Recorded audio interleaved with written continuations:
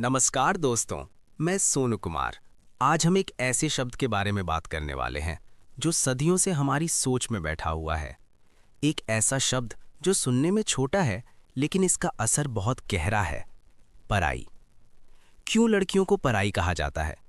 क्या सच में बेटी अपने घर की नहीं होती, या ये सिर्फ समाज की बनाई हुई एक सोच है?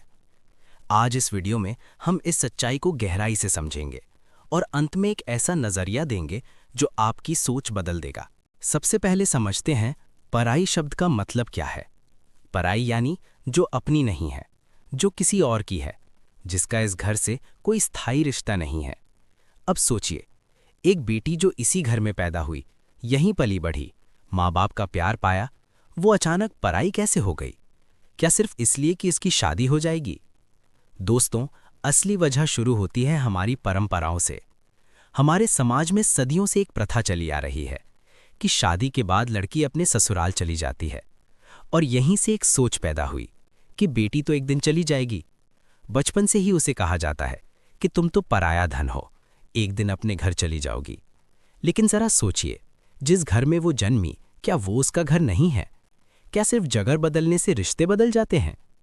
पुराने समय में एक और बड़ी वजह थी, संपत्ति और वंश की सोच। पहले जमीन और पैसा सिर्फ बेटों को मिलता था, वंश भी बेटे से आगे बढ़ता था। इसलिए लोगों ने मान लिया कि बेटी इस घर की स्थायी सदस्य नहीं है। लेकिन आज कानून बदल चुका है, बेटियों को भी बराबर का हक है। फिर भी सोच क्यों नहीं बदली? दहेज प्रथा ने इस सोच को और मजबूत किया। लोग सोचने लगे, बेटी है तो खर्चा है, शादी में इतना देना पड़ेगा, और इसी वजह से उसे बोझ और पराया मान लिया गया। लेकिन सच्चाई क्या है? बेटी बोझ नहीं होती, वो तो घर की सबसे बड़ी ताकत होती है। अब दिल से सोचिए, जब बेटी बीमार होती है तो सबसे ज्यादा चिंता किसे होती है? माँ बाप को।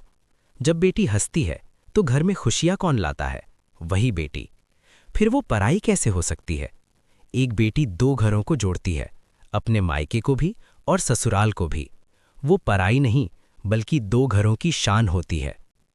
आज का समय बदल चुका है।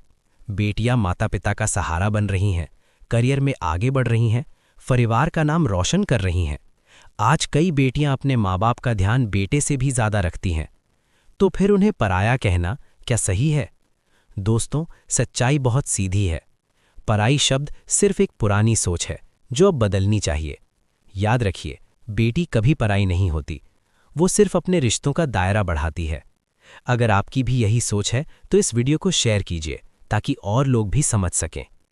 अगर आपको ये वीडियो पसंद आया हो तो लाइक, शेयर और चैनल को सब्सक्राइब जरूर करें। मिलते हैं अगले वीडियो में एक और सच्चाई के साथ। धन्यवाद।